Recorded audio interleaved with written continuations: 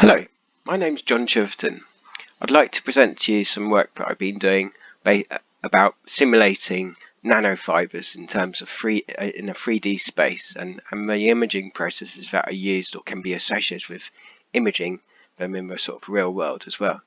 My colleagues are Alexander Cow, Martin Roldo and Gianluca Tozzi. We're all based at the University of Portsmouth in the UK.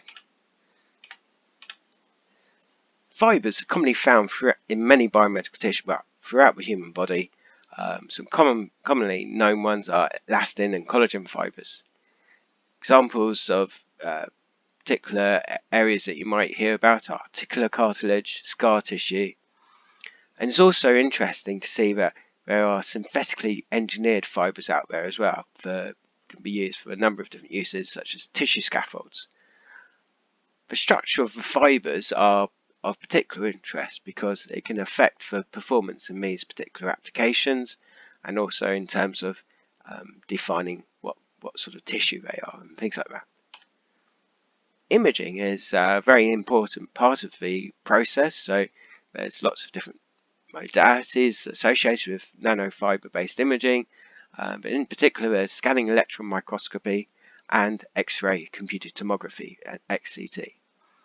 3D XCT is good because it gives you a 3D structure of the objects that you're looking at. 2D SEM has a high resolution.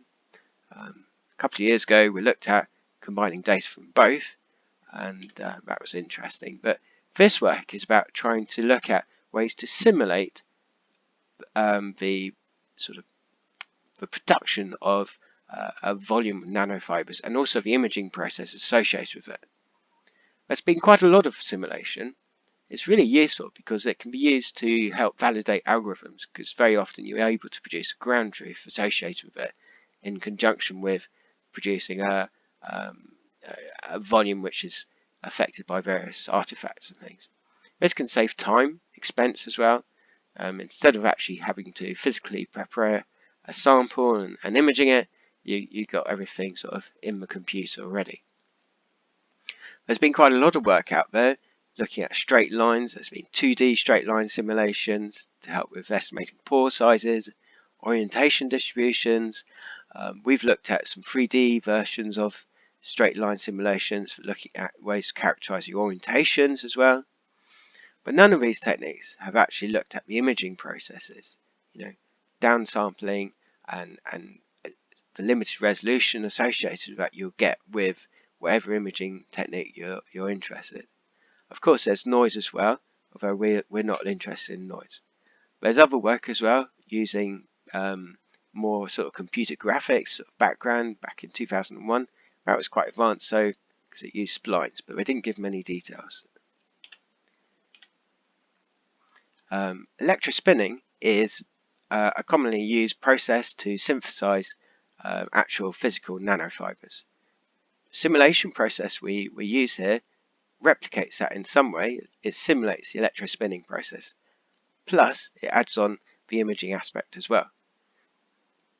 Electrospinning is really good because it produces very small fibres, nanoscale, and it uses a pump. It produces you have to prepare a polymer solution that goes into a pump and it gets pumped out through an electrified needle, and that needle will reject a polymer solution which is at a high sort of voltage level, kilovolts level, and then it gets attracted down to a cathode, the collector at the bottom, as you can see here.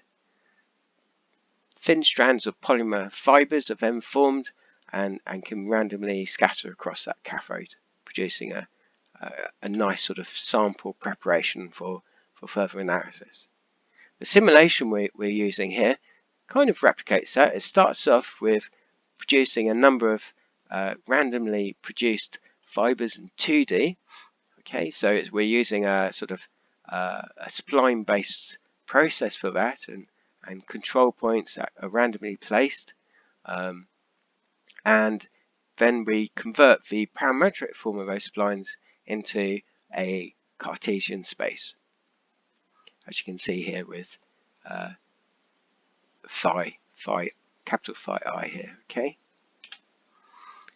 Here's some examples of that process. 30 fibres on the left, 100 in the middle, 300 on the right. More fibres you get, the more similar it can get to looking like some sort of sample you might be able to prepare with a real process. Of course, this is only 2D, so extending it to 3D is important. For 3D, we need to look at where fibres are crossing and things like that. So if a fibre crosses another fibre when it's being laid down, so like you can see here for a 4th fibre, we have to raise it up at the point at which we've got the fibre underneath it. The amount it's raised can be controlled, and we control it with delta Z.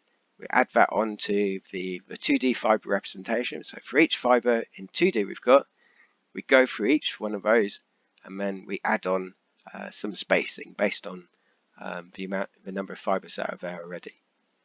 Okay, that gives us M, capital M, and then that can give us the vertical value Z in our 3D Cartesian space. Those 3D fibres are then modelled in 3D using 3D splines. Okay, so in a very similar way, there's a bit of approximation there in terms of we use the M values and the X and Y's as the control points to control where the splines are fitted in 3D, and then we can get our Cartesian 3D space as well.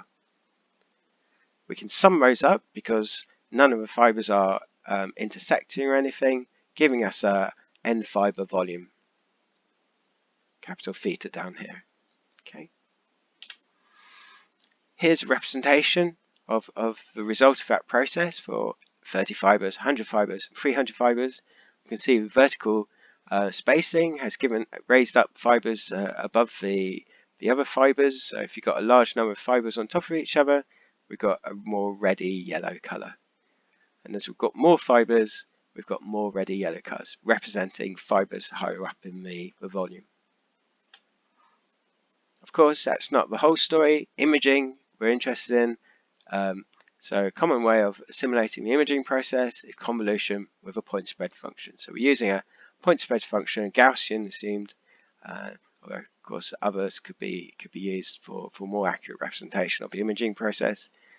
So a thinner point spread function could be associated with the SEM imaging, and a wider one for the lower resolution XCT.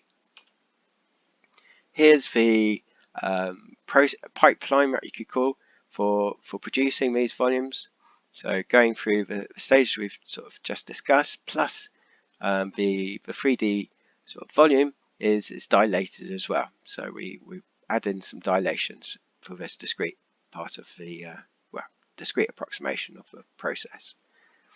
That helps to widen the fibres, enabling us to produce something that's a bit more visible and things.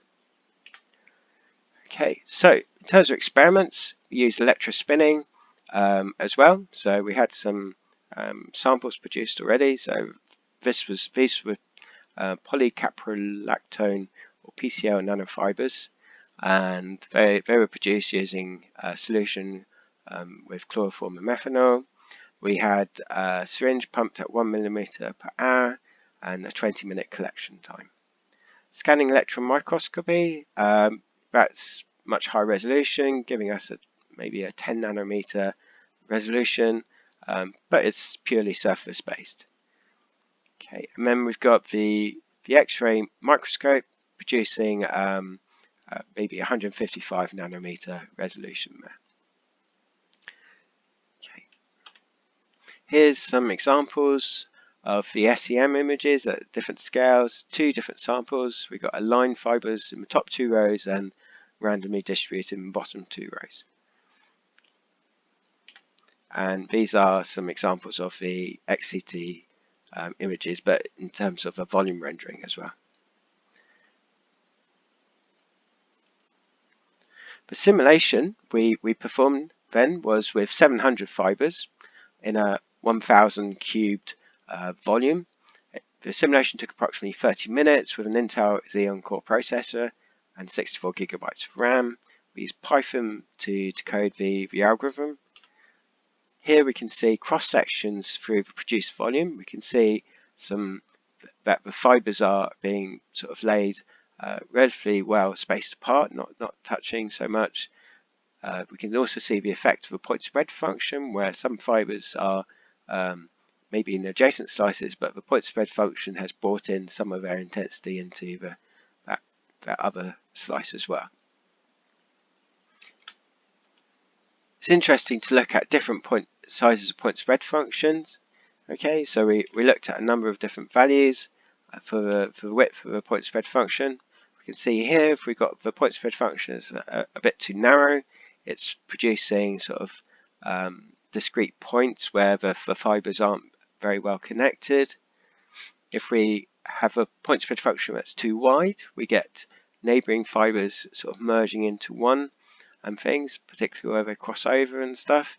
But this produces an effect which can be considered to be similar to beading, which is similar to electrospinning when the polymer solutions are not quite strong enough concentration perhaps, but also even if you've got a good sort of definition in terms of nanofibres, it can give us an effect similar to the lower resolution imaging modality that you might get with XCT, for example. Another view of the same. So sort of an intermediate value of a point spread function, maybe sigma 3 for this particular example here, we can see sort of trade-off between having well-defined fibres, not too much sort of interaction between neighbouring fibres, it's still a little bit, and sort of well-defined fibres there really. We could perhaps use this for testing algorithms that were sort of similar to, required to be applied to images on SEM images perhaps. Here's another view of that. It's also interesting to see that the underside of a mat, where the first set of aligned fibres is actually really smooth, and it looks a bit odd, but actually, if we looked at a real electrospun nanofibre mat that had been produced on quite a smooth collector surface, then that would also be smooth as well. Because it's possibly not quite what's needed, we could sort of adjust the simulation process to remove that, perhaps cropping the data above the base there. Here's an example of some 3D XCT volume rendering, simulation of the 3D XCT process applied to that simulated data, and we can see some higher intensity blobs in the middle, and that's where fibres have been sort of crossing over, and there's got a higher concentration of intensity at those points. And that can be seen similar to what we might get with the real imaging data, as we can see here. So higher intensities in the cores of the fibres, but it's sort of the intensity is dropping off in the voxels surrounding them.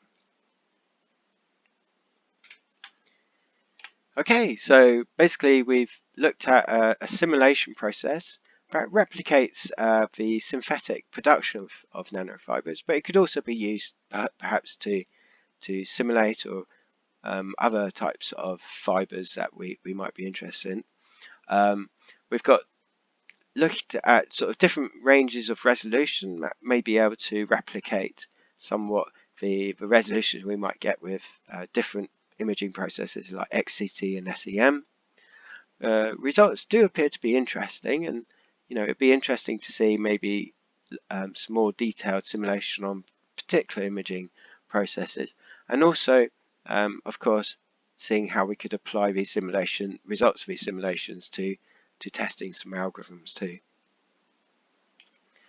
Okay, I shouldn't forget to thank the people who produced Visualization Toolkit, VTK, Schroeder et al., their original reference back in 2006, but their work is still ongoing. It's still producing very excellent visualizations that I've made use of through the C++ interface. Of course, there's the Python ecosystem with scikit-learn as well, and I mean scikit-image. Thank you.